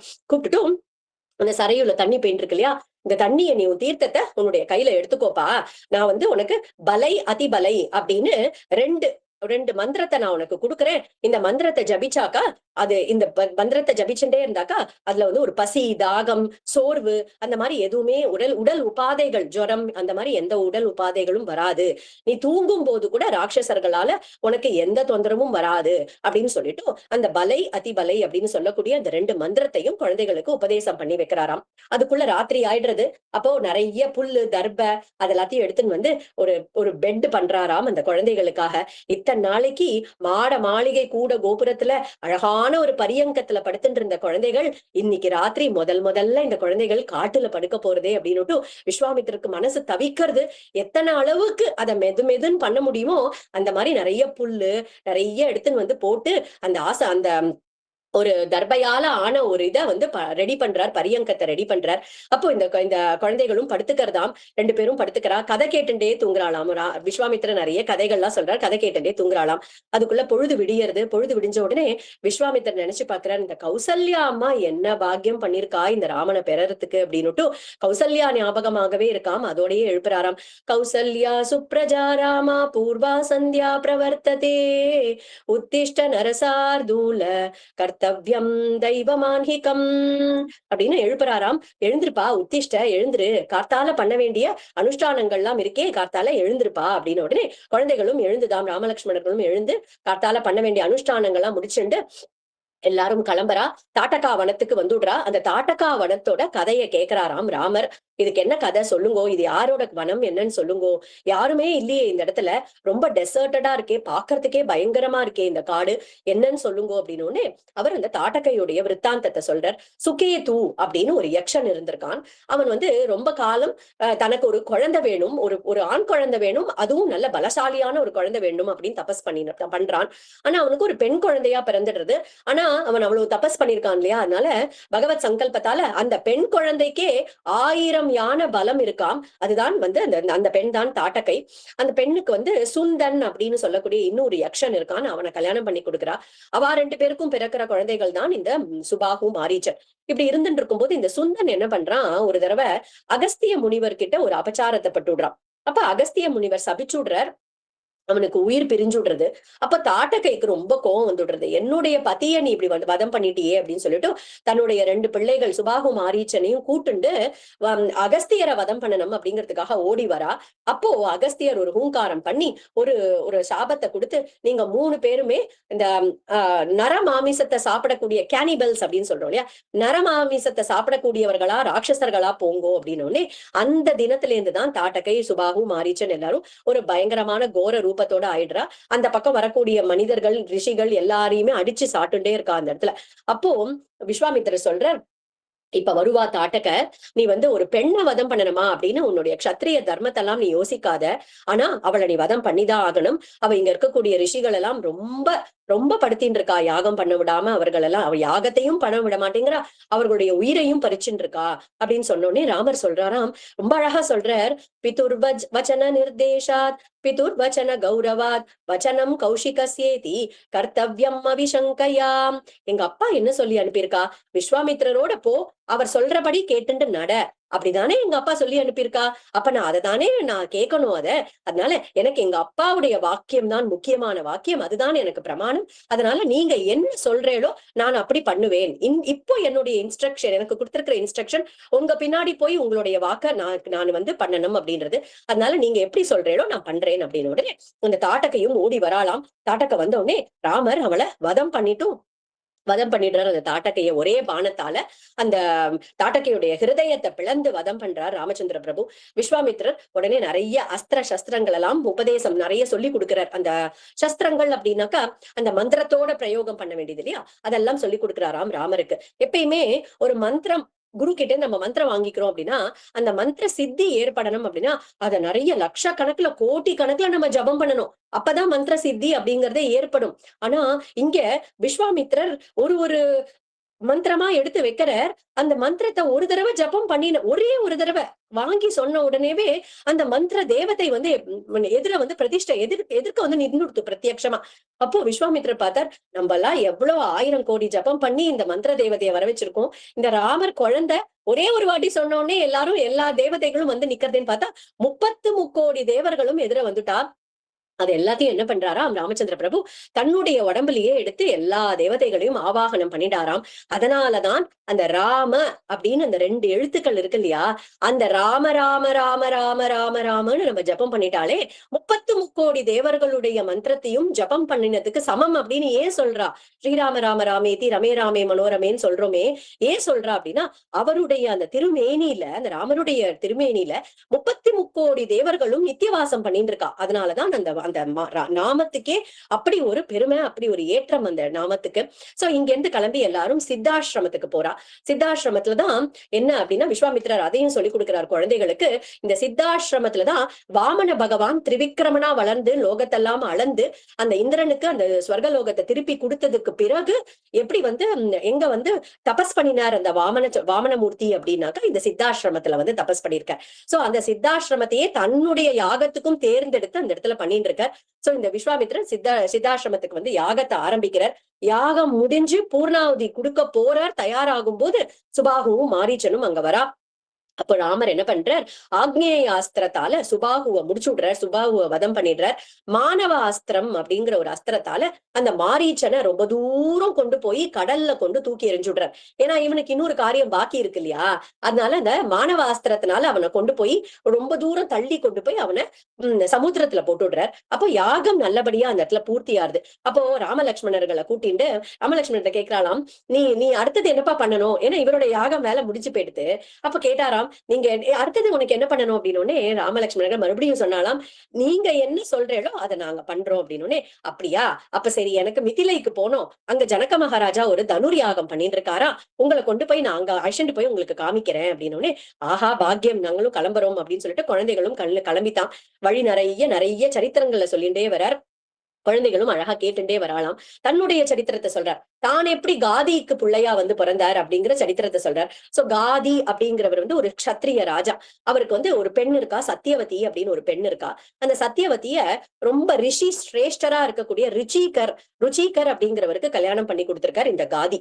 அப்போ இந்த காதியுடைய மனைவி இந்த சத்தியவதியோட அம்மா இருக்கா இல்லையா, அவ வந்து சத்தியவதி கிட்ட சொல்றா, உன்னுடைய பதி ருச்சிகர் இருக்காரே அவர் பெரிய தபஸ்வி, அதனால அவர்கிட்ட கேட்டு, எனக்கோ பிள்ளை இல்ல உனக்கும் ஒரு பிள்ளை வேணும், அதனால அவர்கிட்ட கேட்டு 2 பாயசம் வந்து அவருடைய தபசால 2 பாயசம் பண்ணி கொடுக்க சொல்லு, நம்ம 2 பேருக்கும் சிரேஷ்டமா ஒரு குழந்தைகள் பிறக்கட்டும் அப்படின்னு. உடனே அவரும் என்ன பண்ற, ருச்சிகரும் அதை கேட்டுண்டு தன்னுடைய தப்போ வலிமையால 2 பாயசம் பண்ணி கொடுக்கிறார். எப்படி அப்படின்னாக்கா, தனக்கு பிரம்ம தேஜஸோட ஒரு புள்ள பிறக்கணும், அதாவது சத்தியவதி கிட்ட ஒரு பிரம்ம தேஜஸோட ஒரு புள்ள பிறக்கணும் அப்படிங்கிறதுக்காக ஒரு பாயசமும், இந்த சத்தியவதியோட அம்மாக்கு வந்து அவ வந்து க்ஷத்ரிய பெண் இல்லையா, அவளுக்கு அந்த ஒரு க்ஷத்ரிய குழந்தை எப்படி இருக்கணுமோ அந்த மாதிரி ஒரு வீரத்தோட ஒரு க்ஷத்ரிய குழந்தை பிறக்கட்டும் அப்படிங்கிறதுக்காக ஒரு பாயசமும் பண்ணி கொடுத்திருக்கார்.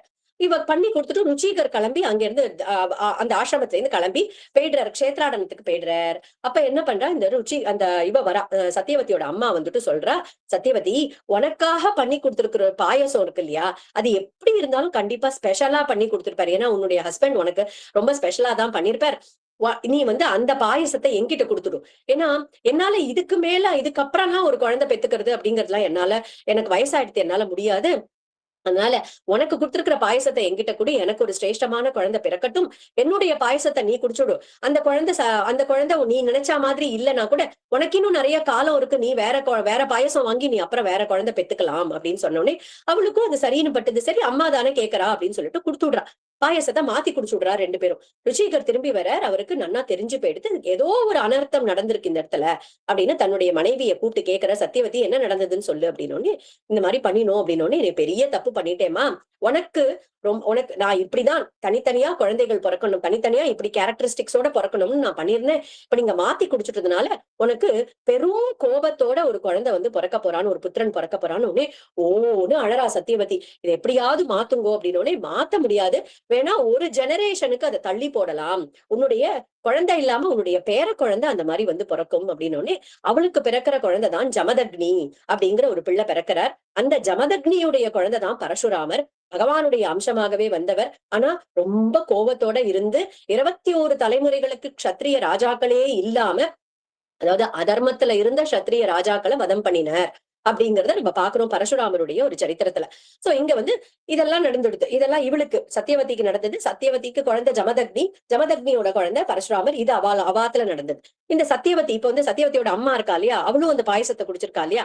கௌஷிக வம்சத்துல காதிக்கும் அவளுடைய அம்மாவுக்கும் ஒரு க்ஷத்ரிய குழந்தை பிறக்கிறான். ஆனா அவன் க்ஷத்ரிய குலத்துல பிறந்திருந்தாலும் என்ன ஆயிடுறது, ரிஷியா மாறிடுறார். அவர் தான் விஸ்வாமித்திரர் இல்லையா, காதியுடைய புத்திரன் தான் விஸ்வாமித்திரர். அவர் க்ஷத்ரியனா இருந்து அவர் வந்து எப்படி வந்து ஒரு பிரம்ம ரிஷியா மாறிடுறார் இல்லையா. ஏன்னா அந்த பாயசத்தோடைய, ஏன்னா அந்த பிரம்ம தேஜஸோட ஒரு குழந்தை வேணும்னு அந்த பாயசத்தை பண்ணி கொடுத்திருக்கா. அதனாலதான் க்ஷத்ரியனா வந்தாலும் அவர் வந்து பிரம்ம ரிஷியா மாறினார் அப்படிங்கிற தன்னுடைய விருத்தாந்தத்தையும் குழந்தைகள்கிட்ட சொல்றா. அடுத்தது கங்கா அவதரணம். கங்கை கிட்ட வரா. அப்ப இந்த கங்கை எப்படி நம்மளுடைய பூலோகத்துக்கு வந்ததுன்னு சொல்லுங்க அப்படின்ன உடனே அப்போ ராமர் கிட்ட சொல்றாராம் விஸ்வாமித்திரர், இதுவும் உன்னுடைய வம்சத்துல இக்ஷ்வாக்கு வம்சத்துல வந்த ஒரு ராஜாவுடைய ஒரு கைங்கரியம் தான்ப்பா இந்த ஆகாஷ கங்கை இந்த பூலோகத்துக்கு வந்ததுக்கும் காரணம் அப்படின்னுட்டு. சகரன்னு ஒரு ராஜா இருந்தார் இந்த இக்ஷ்வாக்கு வம்சத்துல. அவருக்கு 2 மனைவிகள், கேசினி சுமதி அப்படின்னு 2 மனைவிகள் இருந்தா. சுமதிக்கு 60,000 குழந்தைகளும் கேசினிக்கு அசமஞ்சஸ் அப்படின்னு ஒரு குழந்தையும் பிறந்தார்கள். அப்ப அசமஞ்சஸ் வந்து ரொம்ப துஷ்டனா இருந்துட்டான். அதனால அவனை நாடு கடத்திடுறார் அந்த சகர சக்கரவர்த்தி. ஆனா அந்த அசமஞ்சஸுக்கு ஒரு குழந்தை அம்சுமான். அந்த அம்சுமான் ரொம்ப சமத்து குழந்தையா இருக்கான். அவன் தாத்தாவோட இருந்துட்டு இருக்கான் இந்த ராஜ்யத்துல. அப்ப சகரமன்னன் வந்து சகர ராஜா என்ன பண்றார், ஒரு தடவை அஸ்வமேத யாகம் பண்ணணும் அப்படின்னு தீர்மானம் பண்ண உடனே அப்ப அஸ்வமேத யாகத்துக்கு எல்லாம் நடந்துட்டு இருக்கு ஏற்பாடெல்லாம். அப்ப ஒரு குதிரையை ஓட்டி விடுவா இல்லையா எல்லா ராஜ்யத்துக்கும். அந்த குதிரையை என்ன பண்றான், இந்திரன் தூக்கிட்டு போயிடுறான். இந்த குதிரையை காணமேன்னு சொல்லிட்டு தன்னுடைய 60,000 பிள்ளைகளையும் கூப்பிட்டு நீங்க போய் இந்த குதிரையை தேடிட்டு வாங்கோ அப்படின்னு. அந்த சகர புத்திரர்கள் வந்து பூமி மேல எல்லாம் தேடிட்டு பூமியை கீழே கொடைஞ்சுட்டு போறா. அப்ப எல்லா இடத்துலயும் கொடைஞ்சுட்டே போகும்போதுதான் அந்த கடல் அப்படிங்கிறது வந்துதான் பூமிக்கு.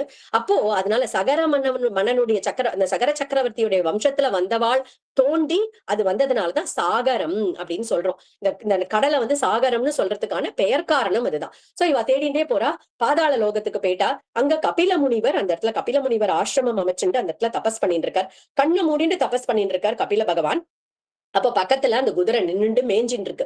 அப்ப இந்த 60,000 பேரும் என்ன பண்ணிருக்கணும், ரிஷி முனிவர் உட்கார்ந்துருக்கார், அவர்கிட்ட பவ்யமானா போய் கேட்கணும். இவ 60,000 பேரும் ஆஹா இந்த முனிவர் தான் தூக்கின்னு வந்துட்டார் நம்மளுடைய குதிரைய அப்படின்னு சொல்லிட்டு அவரை கொல்றதுக்காக ஆயுதத்தை எடுத்துட்டு அவரை நோக்கி ஓட, அவர் இப்படி கண்ணை திறந்து பார்த்து அப்படின்னு ஒரு ஹூங்காரம் கோபத்தோட பண்ண உடனே கபில பகவான் அந்த இடத்துல 60,000 பேரும் அப்படியே பஸ்பமாகி கீழே விழுந்துடுறா.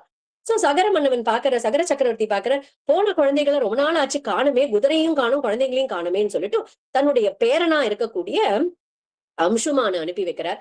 அம்சுமானும் இந்த இவாளெல்லாம் போயிருக்கா இல்லையா, அவ போயிருக்கக்கூடிய இடத்தையே, அவெல்லாம் பெரியப்பா தானே, சோ பெரியப்பா எல்லாம் போயிருக்கக்கூடிய இடத்துலயே வந்து தேடிட்டு வந்துட்டு கபில பகவானுடைய ஆசிரமத்துக்கு வந்து சேர்ந்துடுறான். அவனும் வந்து சேர்ந்த உடனே பார்த்தா அந்த குதிரை அந்த இடத்துல இருக்கு.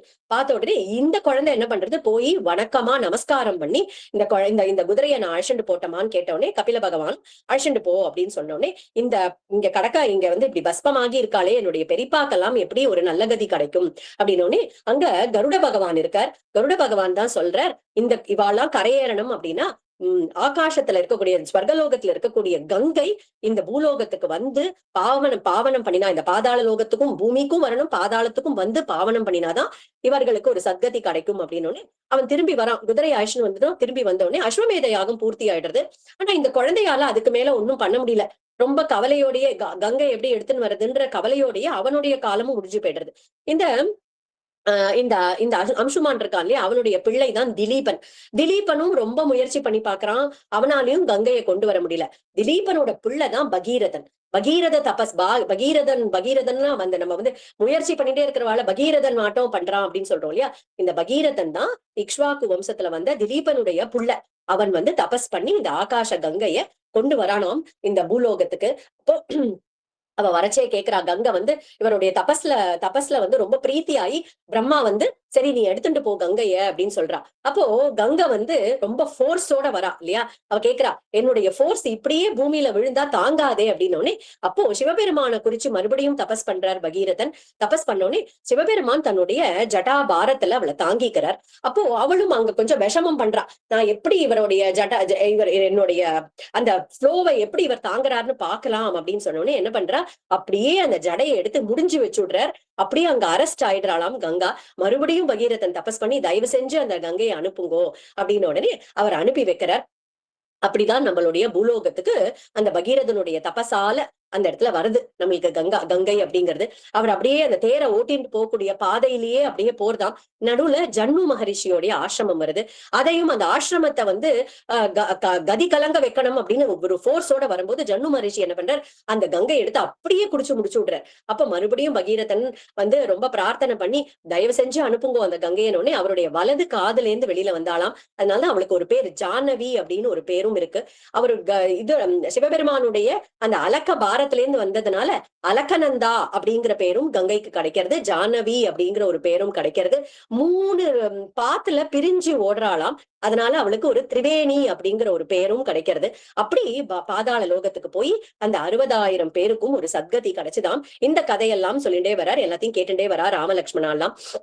அப்போ விஸ்வாமித்திரரோட ஒரு ஆசிரமத்துக்கு வரா. அந்த ஆசிரமம் பார்த்தா பாக்குறதுக்கே ரொம்ப பாவமா இருக்கு. அதாவது ஒரு காலத்துல அந்த ஆசிரமம் ரொம்ப நன்னா இருந்திருக்கு, செழிப்பா இருந்திருக்கு.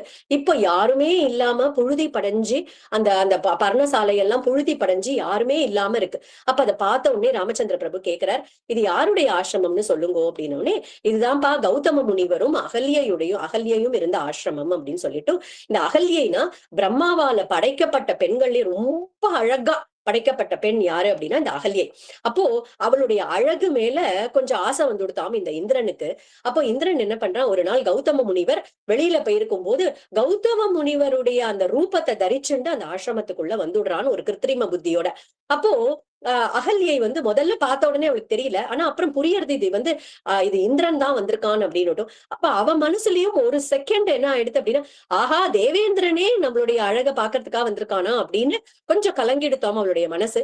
அதனால கௌதம முனிவர் அதுக்குள்ள திரும்பி வர்றார். இதை பார்த்த உடனே அவருக்கு ரொம்ப கோவம் வந்து இந்திரனையும் சபிச்சுடுறார், அகல்யையும் சபிச்சுடுறார். நீ வந்து யாரு கண்ணுக்கும் தெரியாம இந்த இடத்துல வெறும் அன்னபானம் இல்லாம வெறும் காத்த மட்டும் புசிச்சுண்டு நீ இந்த இடத்துல தபஸ் பண்ணின்று. ஆனா உனக்கு ஒரு சாப விமோச்சனம் கிடைக்கும் எப்போ அப்படின்னா, ராமச்சந்திர பிரபு இந்த காட்டு பக்கமா வரும்போது அவருடைய ஒரு பாத தூளி பட்டு உனக்கு ஒரு சாப விமோச்சனம் கிடைக்கும், அது வரைக்கும் காத்துன்று அப்படின்னு சொல்லிட்டு அவளுக்கு ஒரு சாபத்தை கொடுத்துடுறார். அவளும் கல்லா அந்த இடத்துல இருக்காளாம். அந்த இடத்துல இருக்கும்போது ராமச்சந்திர பிரபு அந்த ஆசிரமத்தை கிட்ட வரும்போதே அவருடைய அந்த பாத தூளி அவள் இருக்கக்கூடிய அந்த கல்லா இருக்கக்கூடிய அவ மேல பட்டு அந்த இடத்துல அவளுக்கு பெண் உருவம் மறுபடியும் திருப்பி கிடைச்சுடுறது. அப்போ இது நாள் வரைக்கும் எப்படி கோபத்தோட அந்த கௌதம முனிவர் தனியா இருந்தாரோ அந்த இடத்துக்கு வந்துட்டார் கௌதம முனிவர். ஏன்னா அந்த ராமச்சந்திர பிரபுடைய பாத தூளியால இவளுக்கு சாப விமோச்சனம் கிடைச்சிருக்கே, இவளுக்கு எவ்வளவு பெரிய பேரு கிடைச்சிருக்கு, எவ்வளவு பெரிய பாக்கியம் பண்ணிருக்காள் இவள் அப்படின்னு வந்து நிக்கிறாராம். அவருடைய பக்கத்துல வந்து அவளை ஏத்துக்கிறாராம் கௌதம முனிவரும். அவ வந்து தலைய குடிஞ்சுண்டு நிக்கிறா, தான் ஒரு அபச்சாரம் பட்டுட்டோமே அப்படின்னு தலைய குடிஞ்சுண்டு நிக்கிறாளாம். அப்போ ராமச்சந்திர பிரபு பாக்குறார். பார்த்துட்டு, லக்ஷ்மணா இவளை பார்த்தா நம்ம கௌசல்யா அம்மாவை பாக்குறது மாதிரியே இல்ல அப்படிங்கிறாராம் பிரபு. அப்போ லக்ஷ்மணரும் ஆமா ஆமா அப்படின்னு, என்னடா நான் கௌசல்யை அம்மாவை பாக்குற மாதிரி இருக்குன்னு சொல்றேன், நின்னுட்டு இருக்கே, வா போய் நமஸ்காரம் பண்ணலாம் அப்படின்னு சொல்லிட்டு 2 குழந்தைங்களும் போய் நமஸ்காரம் பண்றதாம். இந்த இடத்துலதான் பகவானுடைய ஒரு சௌலபியம் சௌசீல்யம், இதை எப்படி சொல்றது இல்லையா. சாபத்திலேந்து விமோச்சனம் கொடுத்தது இவருடைய பாத தூளி. அந்த சாபத்திலேந்து விமோச்சனத்தை கொடுத்துட்டு அந்த அம்மாவுக்கே போய் நமஸ்காரம் பண்ணித்தாம் இந்த பரபிரம்மம்.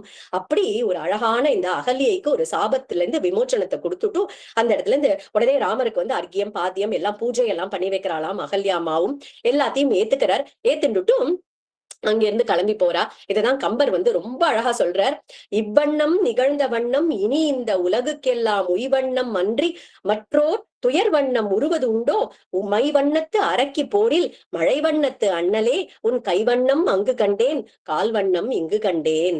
என்னன்னா உன்னுடைய கைவண்ணம், உன்னுடைய கைகள் எப்பேற்பட்டது, உன்னுடைய வீரம் என்ன, உன்னுடைய பராக்கிரமம் என்ன அப்படின்னு அந்த தாட்டகைய வதம் பண்ணியே அங்க உன்னுடைய கைவண்ணத்தை பாத்துட்டேன்பா, இங்க உன்னுடைய கால் வண்ணத்தை பாத்துட்டேனே. இந்த அகல்யைக்கு நீ சாப விமோசனம் கொடுத்ததுல இருந்து உன்னுடைய கால் வண்ணம் இங்கு கண்டேன் அப்படிங்கிறாராம் அந்த இடத்துல கம்பர். அவ்வளவு அழகான ஒரு பாசுரம் அது. அங்க இருந்து கிளம்பி 3 பேரும் மிதிலைக்கு வரா. ஜம் ஜம்னு வராலாம் மிதிலைக்கு. அப்போ ஜனக மகாராஜா எதிர்கொண்டு அழைக்கிறார். இமௌ குமாரௌ பத்ரம் தே தேவதுல்ய பராக்கிரமௌ கஜசிம்ஹ கதி வீரௌ சார்தூல விருஷபோபமௌ. கஜகதி சிம்ஹகதியில நடந்து வராளே. இமௌ குமாரௌ, இந்த குழந்தைகளை பார்த்தா ராஜகுமாரர்கள் மாதிரியும் இருக்கு, ஆனா யாருன்னு தெரியல. பத்ரம் தே, இவர்களுக்கு மங்களம் உண்டாகட்டும், உங்க எல்லாருக்கும் மங்களம் உண்டாகட்டும். யார் இந்த குழந்தைகள் அப்படின்னு ஜனக மகாராஜா இந்த 2 குழந்தைகளும் யாரு அப்படின்னு கேட்ட உடனே, தேவர்களுக்கு துல்லியமா இருக்காளே, சிம்மம் மாதிரி நடந்து வராளே அப்படின்னு கேட்கிறாராம். விஸ்வாமித்திரர் சொல்றார், பத்மபத்ர விஷாலாட்சௌ கட்கதூணி தனுர்தரௌ அஸ்வினா விவரூபேண சமுபஸ்தித யௌவனௌ. கேட்கிறார் ஜனக மகாராஜா கேட்கிறார், பத்மபத்ர விஷாலாட்சௌ, 2 தாமரை கண்களோட இருக்கார்கள் 2 பேரும். கையில வந்து வில்லு வச்சுட்டு இருக்கா, முதுகுல அம்பரா தூணிய போட்டு இருக்கா.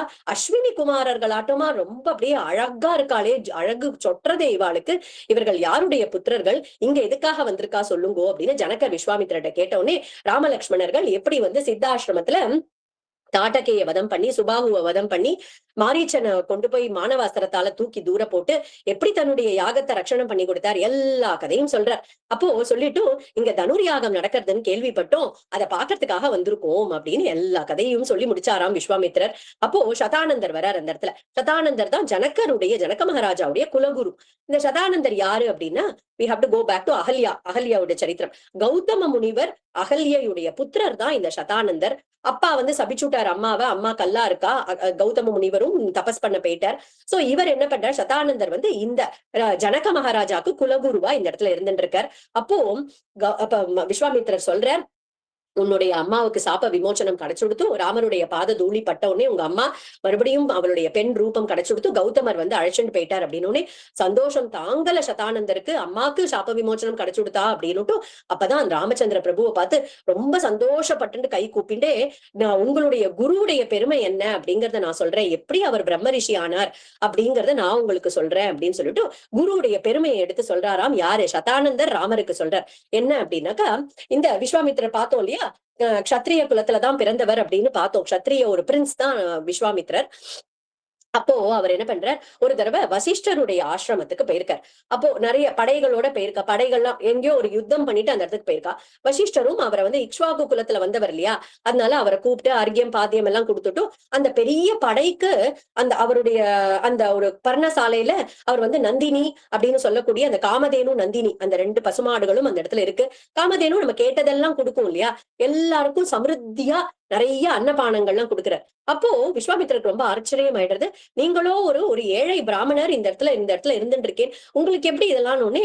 அப்போ அந்த நந்தினியையும் காமதேனுவையும் காட்டுட்டு இவாதான் எனக்கு வந்து எல்லாமே கொடுக்குறா அப்படின்னு. அப்ப விஸ்வாமித்திரருக்கு மனசுல கொஞ்சம் ஒரு விஷமத்தனம் வந்துடுத்து.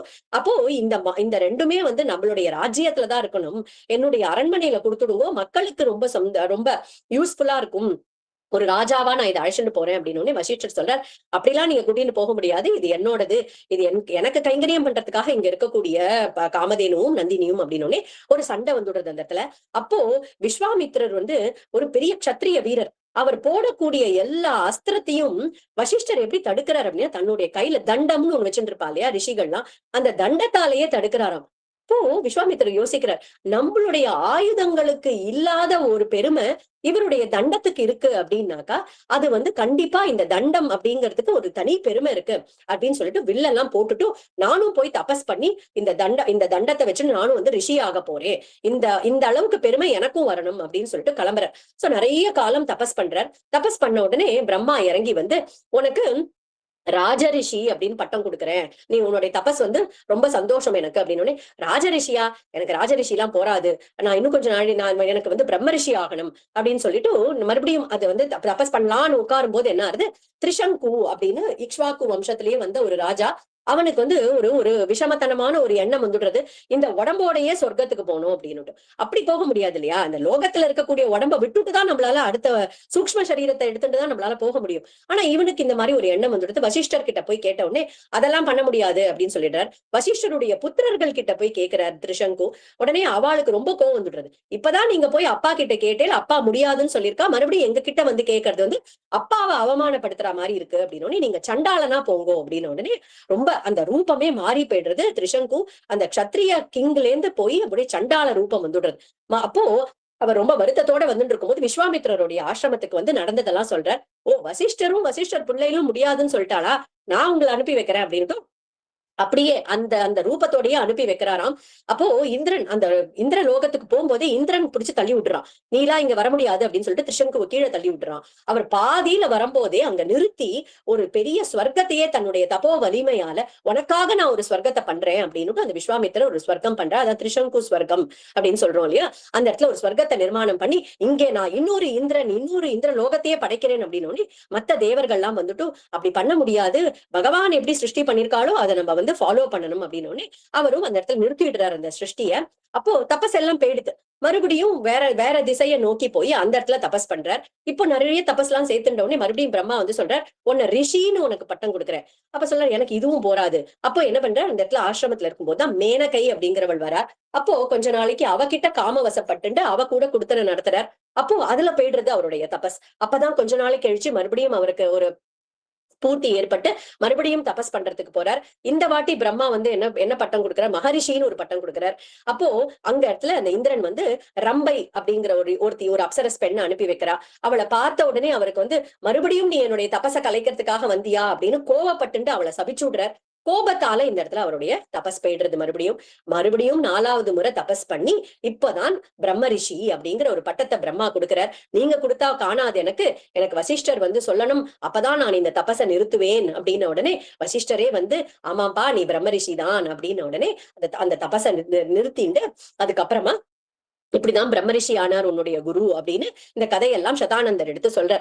சோ ராமலட்சுமணர்கள் இந்த கதையெல்லாம் கேட்டுண்டா அன்னைக்கு சாயந்தரம் சரி நகரத்தை சுத்தி பார்க்கலாம் அப்படின்னு சொல்லிட்டு மிதிலா நகரத்தை சுத்தி பாக்குறாளாம். அப்போ வீதியில போக்கூடியவாள்லாம் ராமருடைய கண்களை பாக்குறாளாம். அப்படியே கண்களை பார்த்துட்டே நின்னுட்டாளாம். சில பேர் அவருடைய கைகளை பாக்குறாளாம். கைகளை பார்த்தவா கைகளை பார்த்துட்டே நின்னுட்டாளாம். அவருடைய திருவடிகளை பாக்குறாளாம். திருவடிகளை பார்த்தவா திருவடிகளை பார்த்துட்டே நின்னுட்டாளாம். தோள் கண்டார் தோளே கண்டார் அப்படின்னு அப்படி பார்க்கக்கூடியவா ராமருடைய அழகுல சொக்கி போய் அப்படியே நின்னுட்டார்களாம். அப்போ அந்த மிதிலை நகரமே அப்படி சொக்கி நிக்கிறதாம அவருடைய அழகுல. அடுத்த நாளைக்கு தான் சிவதனுச காமிக்கிறார் ஜனக மகாராஜா. அப்போ சிவபெருமானே அந்த தனுசை இவர்கிட்ட கொடுத்து பாதுகாப்பா வச்சுக்கோ அப்படின்னு சொல்லியிருக்கார். இந்த சிவதனுசை தான் நான் வீரிய சுல்கமா வச்சிருக்கேன். பல பேர்கள் வந்து ட்ரை பண்ணி பார்த்துட்டா யாராலையும் இதுல நாணயத்தை முடியல. यद्यस्य दनुषो रामः कुर्याद् आरोपणं मुने सुताम् अयोनिजां सीतां दद्याम् दाशरथेरहम्. இந்த தசரதருடைய புத்திரரா இருக்கக்கூடிய இந்த ராமன் எடுத்து இதுல நான் ஏற்றிட்டார் அப்படின்னாக்கா அயோனிஜயா ஒரு யோனியில வந்து பிறக்காம அயோனிஜையா கிடைச்சிருக்கக்கூடிய என்னுடைய புத்திரியா இருக்கக்கூடிய ஜானகிய சீதாவை நான் இந்த ராமருக்கு கல்யாணம் பண்ணி கொடுக்கிறேன் அப்படின்னு சொல்றாராம். அப்போ சிவதனுச கொண்டு வர சொல்றா. அது எப்படி இருக்கு அப்படின்னா 8 சக்கரங்கள் கொண்ட ஒரு பெரிய வண்டியில 500 பேரு தள்ளிண்டு வராலாம். அவ்வளோ ஹெவியா இருக்காம அந்த தனுசு. அப்ப விஸ்வாமித்திரர் சொல்றார், விஸ்வாமித்ரஸ்து தர்மாத்மா ஸ்ருத்வா ஜனக பாஷிதம் வத்ச ராம தனு பஷ்ய இதி ராகவம் அப்ரவீத். வத்ச அப்படின்னு கூப்பிடுறான். குழந்தை ராமா போய் அந்த தனுஷ பாத்துட்டு வாப்பா, அந்த தனுஷ போய் பாரு அப்படின்னாராம். உடனே இந்த குழந்தையும் இதம் தனுர்வரம் பிரம்மன் சம்ஸ்பிருஷாமீக பாணினா யத்னவாம்ச பவிஷ்யாமி தோலனே பூரணே பிவாம். போய் பார்த்துட்டு இந்த தனுசை நான் எடுத்து நான் ஏற்றலாமா அப்படின்னு கேட்டோடனே விஸ்வாமித்ரனும் சரின்னு சொல்றாராம். அப்போ அந்த சபையில இருந்தவாள்லாம் பஷ்யதாம் நிருப சஹஸ்ராணாம் பகூனாம் ரகுநந்தனஹ ஆரோபயத் சதர்மாத்மா சலீலமிவ தத்தனுகும். ஆயிரக்கணக்கான ராஜாக்கள் சபையில இருக்கக்கூடியவாள்லாம் பார்த்துட்டு இருக்க ராமர் அந்த தனுசை கையில எடுத்தார். அப்படி அலாக்கா அப்படி எடுத்தாராம். எடுத்து நான் ஏற்றறார். அதுக்கு அப்படியே நடுவுல முறிஞ்சு கீழே விழறது. எல்லாரும் அங்க இருக்கக்கூடியவர்கள் ராமர் அந்த தனுசை கையில எடுக்கிறத தான் பார்த்தாலாம். அடுத்தது அது எப்படி முறிஞ்சு விழுந்தது அப்படிங்கறத யாராலையும் பார்க்க முடியல. அப்படி வந்து ஒரு 1000 சூரியர்கள் அங்க உதிச்சா மாதிரி அப்படி ஒரு வெளிச்சம். அந்த இடத்துல ஒரு பூகம்பமே ஏற்பட்டா மாதிரி அப்படி ஒரு பெரிய சத்தம். அப்படி ஒரு பெரிய சத்தத்தோட அந்த வில்லு முறிஞ்சு கீழே விழுதுதான். ஜனகருக்கு ரொம்ப ரொம்ப சந்தோஷம். அந்த இடத்துல உனக்கு இப்பவே நான் வந்து என் பெண்ணை கல்யாணம் பண்ணி கொடுக்கறதுக்கு நான் தயாரா இருக்கேன் அப்படின்னு சொல்லிட்டு தசரதருக்கு தூதர்களை அனுப்புறார். உடனேவே அயோத்தியாவுக்கு தூதர்கள் எல்லாம் போய் அங்க இருந்து தசரத சக்கரவர்த்தி, கௌசல்யா, கைகேயி, சுமித்ரா எல்லாரையும் கூட்டிட்டு வரா. எல்லாரும் கிளம்பி மிதிலைக்கு வராலாம். அப்ப ஜனகர் தன்னுடைய சகோதரரா இருக்கக்கூடிய குஷத்வஜர் அவருடைய ராஜ்யத்துக்கும் செய்தி சொல்லி அனுப்புறார். அவரும் தன் பெண்கள் மாண்டவி, சுதகீர்த்திய கூட்டின்னு அந்த இடத்துக்கு வரார். அப்ப வசிஷ்டர் இக்ஷ்வாகு குலத்துடைய பெருமை எல்லாத்தையும் பெண் வீட்டாருக்கு எடுத்து சொல்றாராம். ஜனக மகாராஜாவும் தன்னுடைய வம்சத்துல யாரெல்லாம் வந்திருக்கா அப்படிங்கிற பெருமையை பிள்ளை வீட்டாருக்கு எடுத்து சொல்றாராம். ஜனகருக்கு ரொம்ப சந்தோஷம். என் பெண் சீதைய ராமனுக்கும் ஊர்மிளைய லக்ஷ்மணனுக்கும் கல்யாணம் பண்ணி கொடுக்கிறேன், சந்தோஷமா சம்மதிக்கிறேன். அதே மாதிரி குஷத்வஜனும் தன்னுடைய புத்திரிகள் மாண்டவி, சுதகீர்த்திய பரதனுக்கும் சத்ருக்னனுக்கும் மனம் முடிக்கிறதுக்கு தீர்மானமாச்சாம். அப்போ சர்வ ஆபரணங்கள் பூஷிதையா அலங்காரம் பண்ணப்பட்டு சீதைய கூட்டின்னு வரா. ஜனகர் கூட்டின்னு வரார். ராமர் பக்கத்துல கூட்டின்னு உட்கார சொல்றாளாம். ஜனகர் சொல்றார், இயம் சீதா மம சுதா சஹ தர்மச்சரீதவ பிரதீஜ சைனாம் பத்ரம் தே பாணிம் கிருண்ணீஸ்வ பாணினாம். என்னுடைய புத்திரியான சீதை இருக்காளே ராமா, நீ தர்மத்துல நடக்கும் போது உன் பின்னாடியே உன்னுடைய நிழல் மாதிரி தொடர்ந்து வருவாள். இவளை நீ பாணி கிரகணம் பண்ணிக்கோ அப்படின்னு பாணி கிரகணம் பண்ணி கொடுக்குற. சாது சாத்வீதி தேவானாம் ரிஷீனாம் வததாம் ததா தேவதுந்துபி நிர்கோஷக புஷ்பவர்ஷோ மகானபூத். எல்லாரும் வந்துட்டார்கள் அந்த இடத்துல. கந்தர்வர்கள், அப்சரசுகள் எல்லாரும் வந்துட்டாலாம். திந்துபி வாத்தியங்கள்லாம் முழங்கறதாம். தேவர்கள்லாம் புஷ்ப விருஷ்டி பொழியிறாளாம். அந்த இடத்துல மங்கள வாத்தியங்கள்லாம் முழங்க அப்படி சீதாராமாளுக்கு இந்த இடத்துல ஒரு அழகான ஒரு திருக்கல்யாணம் நடந்துதாம். லக்ஷ்மணா கச்ச பத்ரம் தே ஊர்மிளா முத்யதாம் மயா பிரதீச்ச பாணிம் கிருண்ணீஸ்வ மா பூத்காலஸ்ய பரியயஹ. லக்ஷ்மணருக்கு ஊர்மிளைய பாணி கிரகணம் பண்ணி கொடுக்கிறாளாம். பரதருக்கும் மாண்டவிக்கும் விவாகம் நடக்கிறது. சத்ருக்னனுக்கும் சுதகீர்த்திக்கும் அந்த இடத்துல ஒரு அழகான ஒரு திருக்கல்யாணம் நடந்து முடியறது. தேவர்கள்லாம் பூ மாறி பொழியறாளாம். வாத்தியங்கள்லாம் முழங்குறது. அப்போ எல்லாரும் அயோத்தியைக்கு திரும்பி வரா. அப்பதான் பரசுராமர் அந்த இடத்துல நிறுத்துறாரு. அந்த இடத்துல தசரதர் மூர்ச்சையாகி கீழே விழுந்துடுறார். ஆஹா, இவருக்கு சத்திரியர்களே பிடிக்காதே, என் குழந்தை என்ன பண்ணுவாரோ அப்படின்ற பயத்திலேயே கீழே விழுந்துடுறார். ராமர் மட்டும்தான் அந்த இடத்துல முழிச்சுட்டு இருக்கார். அப்போ பரசுராமர் கேட்டாராம், நீ என்னமோ சிவதனுச முறிச்சேன்னு நான் கேள்விப்பட்டேன். என் கையில இருக்கிறது விஷ்ணு தனுசு, இதை உன்னால நானேற்ற முடியறதா பாருனோனே அதையும் அழகா வாங்கி தன்னுடைய வில்லுல நான் ஏற்றி அதுல அம்பையும் பூட்டிட்டாராம். அப்போ இந்த ராம பானம் வீணாகாது, இந்த பானத்துக்கு என்ன இலக்குன்னு சொல்லுங்கோ அப்படின்னோடனே பரசுராமர், நான் பண்ணி நிற்கக்கூடிய தபஸ் எல்லாத்தையும் இந்த பானத்துக்கு நான் கொடுக்கிறேன் அப்படின்னு எல்லாத்தையும் நான் 21 தலைமுறைகளுக்கு நான் எந்தெந்த ராஜ்யத்தெல்லாம் கஷத்திரிய ராஜாக்களை வதம் பண்ணி எந்த ராஜ்யங்கள் வாங்கி வச்சிருக்கேனோ அது எல்லாத்தையும் இந்த பானத்துக்கு கொடுக்குறேன் அப்படின்னு சொல்லிட்டு எல்லாத்தையும் ராமர்கிட்ட சமர்ப்பணம் பண்ணிட்டு அவர் கிளம்பி போயிடுறார் தபஸ் பண்றதுக்கு. அப்ப எல்லாரும் அயோத்திக்கு திரும்பி வரார்களாம். அப்போ கைகேயியுடைய அண்ணா அவர் யுதாச்சித்தின் பேரு. அவர் நான் கொஞ்ச நாளைக்கு பரதனை கூட்டிட்டு போறேன் அப்படின்னோடனே அவருடைய நிழலா இருக்கக்கூடிய சத்ருக்னனும் கேகய ராஜ்யத்துக்கு கிளம்பி போயிடுறா. 2 பேரும். இங்கேயோ அயோத்தியில ராமலக்ஷ்மணான் அப்பா தசரதருக்கு எப்படி ராஜ்ய நிர்வாகத்துல ஒத்தாசையா இருந்துட்டு இருக்காளாம். அயோத்தியா வாசிகள் தான் அவர்களுக்கு எல்லாமே. அவளை நல்லபடியா பார்த்துட்டு இருக்காளாம். அப்போ தசரதருக்கு ரொம்ப ரொம்ப சந்தோஷம். இந்த இடத்துல கிரகத்துல பார்த்தா சீதா தேவி தன்னுடைய அழகாலையும் பதி சுஷ்ரூஷையாலையும் எல்லாருடைய ஹிருதயத்தையும் அப்படி கவர்ந்துட்டாளாம். ராமரும் சீத்தையும் அயோத்தியா ராஜ்யத்துல அப்படியே வைகுண்டத்துல ஜொலிக்கக்கூடிய மகாலட்சுமி சமேத ஸ்ரீமன் நாராயணனா ஜொலிச்சுன்னு இருக்காளாம். அந்த இடத்துல ஸ்ரீ அண்ணாவுடைய ராகவ சதகத்துல அழகா பாடுறார் அண்ணா. கௌஷிக கௌதம நந்தன வசிஷ்ட வாமதேவாதி வலிதாயாம் கதளி கிரமுக கனக தோரண லலிதாயாம் இஹ ராஜசபாயாம் சோபனம் சீதா ராகவயோஹோ சோபனம் சீதா ராகவயோஹோ. குருநாதருடைய ஒரு கிருபையாலையும் சீதா சமேத ராமச்சந்திர பிரபுருடைய கிருபையாலையும் சீதா கல்யாணம் அனுபவிக்கக்கூடிய ஒரு பெரும் பாக்கியம் நம்ம எல்லாருக்கும் இந்த சத்சங்கத்தின் மூலியமா கிடைச்சது. நாளைக்கு கௌசல்யா மங்களாசாசனம். காயேன வாச்சா மனசேந்திரியைர்வா புத்தியாத்மனாவா பிரகிருதே ஸ்வபாவாத் கரோமி யத்யத் சகலம் பரஸ்மை ஸ்ரீமன் நாராயணாயேதி சமர்ப்பயா.